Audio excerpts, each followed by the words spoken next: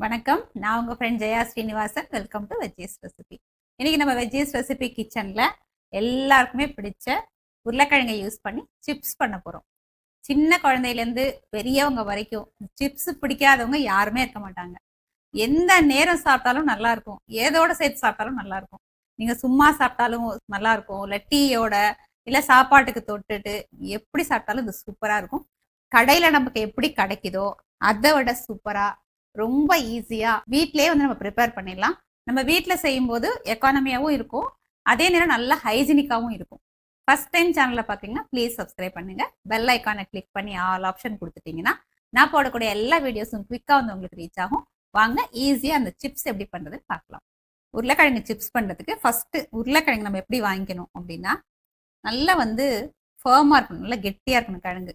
அமுக்குனா வந்து அமுங்கக்கூடாது. அதே நேரம் கொஞ்சம் நல்ல மாதிரி பெரிய பெரிய உருளைக்கிழங்கா இருந்தா நமக்கு ஈஸியா இருக்கும். அதாவது ரொம்ப குட்டி குட்டியா இருந்ததுன்னு வச்சுக்கோங்களேன், அந்த சீவறதும் நமக்கு கஷ்டமா இருக்கும். அப்படி இல்லாம இந்த மாதிரி நீளமா இருந்துன்னு வச்சுக்கோங்களேன், லெங்க்தியா இப்படி இருந்ததுன்னா இப்போ பிடிச்சிக்கிட்டு இப்படி சீவறதுக்கு பார்த்தீங்கன்னா ரொம்ப ஈஸியா இருக்கும். அதே வந்து இந்த உருண்டையா இருக்கிற கிழங்கு வந்து சீவறது கொஞ்சம் கஷ்டமா இருக்கும். அதனால எப்பயுமே வாங்கும்போது கொஞ்சம் கெட்டியான கிழங்கா, புது கிழங்கா, மாதிரி லெங்க்தியா இருக்கு பார்த்தீங்களா, இந்த மாதிரி கிழங்கா வாங்கிக்கோங்க. நமக்கு இந்த உருளைக்கிழங்கு சீவறதுக்கு நல்லா அப்படி மெல்லிசா சீவுற மாதிரி இந்த மாதிரி இரும்போ இல்ல ஸ்டெயின்லெஸ் ஸ்டீல், இண்டாலியம் எதுவா இருந்தாலும் பரவாயில்ல, பிளாஸ்டிக்லயும் வருது. எதுவா இருந்தாலும் நல்ல மெல்லீஸா சீவு எடுக்கிற மாதிரி ஸ்லைசர் எடுத்துக்கோங்க. ஒரு பவுல்ல ஒரு 1/4 டம்ளர் தண்ணி எடுத்துட்டு இருக்கேன். 1 டீஸ்பூன் அளவுக்கு உப்பு போட்டுக்கலாம். இதை எடுத்து சைடில் வச்சுப்போம். இது வந்து கரைஞ்சிட்டு இருக்கட்டும். ஃபர்ஸ்ட் வந்து நம்ம உருளைக்கிழங்கு தோல் சீவிடலாம், அதுக்கப்புறம் என்ன ப்ராசஸ் அப்படிங்கிறத நம்ம பார்ப்போம். இந்த மாதிரி ஒரு பவுல்ல தண்ணி எடுத்துக்கோங்க. உருளைக்கிழங்கு வந்து பீலர் வச்சு ஃபர்ஸ்ட் தோல் சீவிடலாம். நம்ம பாருங்க, இந்த மாதிரி ஃபுல்லாக தோல் சீவிடலாம். இந்த மாதிரி வாங்கிட்டோம்னா உருளைக்கிழங்கு நமக்கு சீவும் போது நல்லா நீட்டாக இருக்கும். சிப்ஸ் போடும்போது நமக்கு ஈவனாக பார்த்தீங்கன்னா ஒரே மாதிரி வரும். இந்த பாருங்க, ஃபுல்லாக அந்த மாதிரி நான் தோல் சீவிட்டேன். தோல் சீவின உடனே இந்த தண்ணியில் போட்டுடலாம், இல்லைன்னா நமக்கு கலர் மாறிடும். இதே மாதிரி எல்லா உருளைக்கிழங்கையும் தோல் சீவிட்டு நான் காமிக்கிறேன். அடியில் பவுலில் தண்ணி வச்சுருக்கோம் இல்லையா, அது மேலேயே நம்ம இந்த ஸ்லைசர் இருக்கு இல்லையா, அதை வச்சு நல்லா மெல்லிஸாக இந்த மாதிரி சீவிடுங்க. விழும்போதே தண்ணியிலே விழுந்துடட்டும். வெளியில இருந்ததுன்னு வச்சுக்கோங்களேன், கலர் மாறி போயிடும். சீவும் போது பார்த்து சீவுங்க. லாஸ்ட் அப்படி வரும்போது சின்னதாயிடுமா, கைப்பட்டுடும். லாஸ்ட் பீஸ் வேணா நம்ம அப்படியே விட்டுடலாம். இதே மாதிரி எல்லா உருளைக்கிழங்கு நம்ம சீவி எடுத்துக்கலாம். இப்போ ஸ்லைசர்ல வந்து இது மாதிரி ஹோல்டர் கூட வருது உருளைக்கிழங்கு அப்படி பிடிக்கிறதுக்கு. அதுல வந்து நம்ம கை அடிப்படாது. லாஸ்ட் பீஸ் வரைக்கும் நம்ம நல்லா ஈஸியா சீவிடலாம். நான் இப்போ காமிக்கிறேன் பாருங்க, உங்களுக்கு திக்னஸ் எப்படி இருக்கணும் அப்படின்னு பாருங்க. இந்த அளவுக்கு திக்னஸ் இருக்கணும். அப்போ வந்து சிப்ஸு நமக்கு கரெக்டாக நல்லா வரும், நல்ல மொறுமொறுன்னு வரும். இப்படி தண்ணியில் போட்டுட்டோம் உருளைக்கிழங்கு அப்படி சீவி அப்படின்னா நமக்கு கொஞ்சம் கூட கலர் மாறாமல் நல்ல வெள்ளையாக இருக்கும். தண்ணியோட கலர் பாருங்கள், நம்ம நல்ல பிளெயின் வாட்டர் எடுத்தோம், இப்போ கொஞ்சம் கலங்கலாக இருக்குது பாருங்கள். உருளைக்கிழங்குல வந்து நிறைய ஸ்டார்ச் இருக்கும். நம்ம என்ன பண்ணணும்னா, இப்போ இந்த சீவினதுக்கு அப்புறம் இந்த தண்ணி இருக்கு இல்லையா, இதை மாற்றணும். நல்லா 3-4 தடவை தண்ணியை மாற்றி தண்ணி நல்லா பிளெயினாக வர்ற வரைக்கும் நல்லா வாஷ் பண்ணிக்கணும். நான் நல்லா வாஷ் பண்ணிவிட்டு உங்களுக்கு காமிக்கிறேன். இப்போ பாருங்கள், தண்ணி நல்லா எவ்வளோ கிளியராக இருக்குது. நான் இதை ஒரு 4 தடவை வாஷ் பண்ணியிருக்கேன். நான் ஸ்டவ்வில் இப்போ எண்ணெய் வச்சுருக்கேன். எண்ணெய் சூடாகிறதுக்குள்ளே நம்ம வந்து ஸ்லைஸ் பண்ணி வச்சுருக்கோம் இல்லையா, இதை நல்லா காட்டன் துணியில் அப்படி ஒத்தையாக அப்படி போட்டுக்கணும். இதில் கொஞ்சம் கூட ஈரமே இருக்கக்கூடாது. அப்போ தான் வந்து நமக்கு சிப்ஸ் நல்லா மொறுன்னு நல்லா வரும். பாருங்கள், இந்த மாதிரி நான் போடுற மாதிரி சிங்கிளாக அப்படி போட்டுக்கோங்க. ஒரு ஈடுக்கு நமக்கு எவ்வளோ தேவையோ அந்த அளவுக்கு போட்டால் கூட போதும். இப்படி துணியில் ஃபுல்லாக ஒரு ஈடுக்கு தேவையானதை நல்லா அப்படி ஸ்ப்ரெட் பண்ணிவிட்டு கையில் இன்னொரு துணியை வச்சுட்டு நல்லா அப்படி ஒத்தி எடுத்தீங்க அப்படின்னா ஈரம் ஃபுல்லாக வந்து இந்த துணி வந்து அப்சார்ப் பண்ணிக்கும்.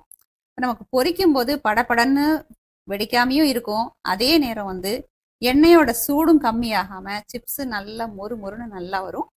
எண்ணெய் பாருங்கள், நல்லா சூடாயாச்சு. இந்த மாதிரி நல்லா சூடாகணும். அப்போ தான் நீங்கள் சிப்ஸு போட்டதுமே வந்து நல்லா பாருங்கள், மேலே உடனே எழும்பி வரும் பாருங்கள், இந்த மாதிரி வரணும். அப்போ தான் நல்லா மொறுன்னு வரும். போடும்போது இப்படி ஒத்தையாக போடுங்க. ரொம்ப அதிகமாகவும் போட வேண்டாம், ஏன்னா எண்ணெயோட சூடு வந்து கம்மியாயிடும். நம்ம அதிகமாக ஆட் பண்ணோம் அப்படின்னா இந்த அளவுக்கு போதும். நல்லா ஒரு தடவை போய் மிக்ஸ் பண்ணி விட்டுக்கலாம். உங்களுக்கு பார்க்கும்போதே தெரியும் நல்லது மொறுன்னு ஆயிட்டுருக்கு அப்படின்னு. பாருங்கள், சத்தம் கொஞ்சம் அடங்க ஆரம்பிச்சிச்சு இல்லையா, நம்ம அந்த உப்பு தண்ணி கரைச்சி வச்சுருக்கோம் பாருங்கள், அதுலேருந்து 1 டீஸ்பூன் அளவுக்கு இந்த எண்ணெயில் விட்டுருங்க. இந்த மாதிரி நம்ம உப்பு தண்ணி லேசாக போட்டோன்னு வச்சுக்கோங்களேன், இந்த சிப்ஸில் வந்து அழகாக நல்லா அந்த உப்பு இந்த டேஸ்ட்டு வந்துடும். இப்போ பாருங்கள், ஃபுல்லாக சவுண்டு அடங்கியாச்சு. இப்போ நம்ம எண்ணெயிலேருந்து எடுத்துடலாம். எண்ணெயை நல்லா வடிச்சிட்டு சவுண்டு கேட்குது பார்த்தீங்களா? சூடாக இருக்கும்போதே நல்லா அப்படி சத்தம் கேட்குது பாருங்கள்.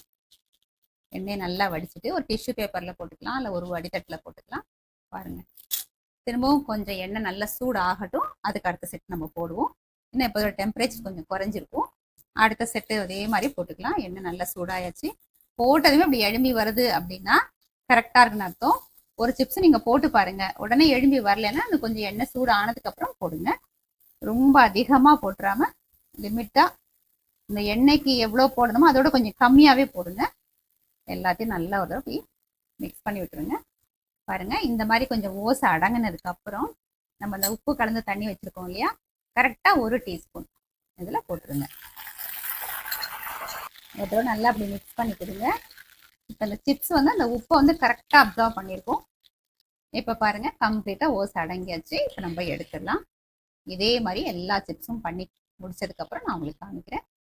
நல்ல மொறு மொறுன்னு சூப்பராக சிப்ஸ் ரெடி பண்ணிட்டோம். பாருங்கள் எவ்வளோ நல்ல சவுண்ட் வருது. கடையில் வாங்குறதோட காஸ்ட் வைஸ் பார்த்தீங்கன்னா சீப்பாக இருக்கும், குவாலிட்டி நல்லாயிருக்கும், நல்ல ஹைஜீனிக்காக இருக்கும். மேக்ஸிமம் நம்ம வெளியில் சிப்ஸ் வாங்கும்போது ஒரு 10 சிப்ஸ் இருக்கும், ஃபுல்லாக ஏர் தான் இருக்கும். அதை வந்து சீல் பண்ணியிருப்பாங்க. அந்த மாதிரி இருக்காது, நல்ல ஃப்ரெஷ்ஷான சிப்ஸாக இருக்கும். பண்ணுறதும் ரொம்ப டைம் ஒன்றும் எடுக்காது, ஈஸியாக பண்ணிடலாம். இன்னைக்கு வந்து ஒரு 1/2 கிலோவோட கொஞ்சம் கூட உருளைக்கிழங்கு பாருங்க எவ்வளோ சிப்ஸ் வந்திருக்கு. இப்போ இதில் உப்பு மட்டும் நம்ம போட்டிருக்கோம் இல்லையா, உப்பு மட்டும் போதும், குழந்தைங்க சின்ன குழந்தைங்க சாப்பிட்றாங்க அப்படின்னா நம்ம இப்படியே விட்டுடலாம். இல்லை நம்ம கொஞ்சம் ஸ்பைசியாக வேணும் அப்படின்னா அதில் மிளகாத்தூள் வேணாலும் போட்டுக்கலாம், இல்லை மிளகுத்தூள் வேணாலும் போட்டுக்கலாம். நிறைய வந்து ஆனியன் பவுடர், கார்லிக் பவுடர் எல்லாமே மார்க்கெட்டில் நமக்கு அவைலபிளாக இருக்குது, அது கூட நம்ம போட்டுக்கலாம். இன்னைக்கு நான் வந்து ஒரு இது வந்து சால்ட் அப்படியே விட்டுற போகிறேன், இன்னொன்று வந்து மிளகாத்தூள் போட போகிறேன். லேசாக பார்த்தீங்கன்னா அப்படி சில்லி பவுடர் தூவிட்டு இப்படி நல்லா மிக்ஸ் பண்ணி விட்டோம்னு வச்சுக்கோங்களேன், எல்லா பக்கமும் வந்து சிப்ஸில் வந்துடும் காரம். அந்த காரம் நமக்கு போதும், கூட வேணாலும் நம்ம போட்டுக்கலாம். இப்போ சிப்ஸ் பாருங்க, சவுண்ட் கேட்குதுங்களா உங்களுக்கு? பாருங்க இவ்வளோ நல்லா பொறுன்னு இருக்கு. எண்ணெயாகவும் இல்லை, நம்ம கடையில் வாங்குறது ஒரே எண்ணெயாக இருக்கும் இல்லையா, அது எண்ணெயாக கூட ரொம்ப இருக்காது, எண்ணெய் கூட ரொம்ப இருக்காது. டேஸ்ட் பண்ணி பார்க்கலாம். பாருங்க, செம்ம சூப்பராக இருக்குங்க. சாப்பிட நிறுத்தவே முடியாது. எப்பவுமே அப்படிதானே, சிப்ஸ் ஒரு பவுலில் வச்சுட்டு நம்ம ஏதாவது இப்படி பேசிட்டே இருந்தோம்னா இந்த சிப்ஸ் எப்போ காலியாகுதுன்னு நமக்கு அந்த அளவுக்கு நம்ம சாப்பிட்டுட்டே இருப்போம். ரொம்ப டேஸ்ட்டாக இருக்குது, நல்ல முறுமுறுன்னு இருக்குது. கண்டிப்பாக இந்த மெத்தடில் இந்த டிப்ஸை ஃபாலோ பண்ணி இதே மாதிரி நீங்கள் பண்ணி பாருங்கள். பர்ஃபெக்டான சிப்ஸு நீங்கள் பண்ணிடுவீங்க. ப்ரிப்பேர் பண்ணி பார்த்துட்டு எப்படி இருந்தாலும் கமெண்ட்டில் சொல்லுங்கள். லைக் பண்ணுங்கள், உங்கள் ஃப்ரெண்ட்ஸ் அண்ட் ஃபேமிலியோட ஷேர் பண்ணுங்கள். புது ரெசிபியோட நாளைக்கு நான் உங்களை மீட் பண்ணுறேன். தேங்க்ஸ் ஃபார் வாட்சிங்.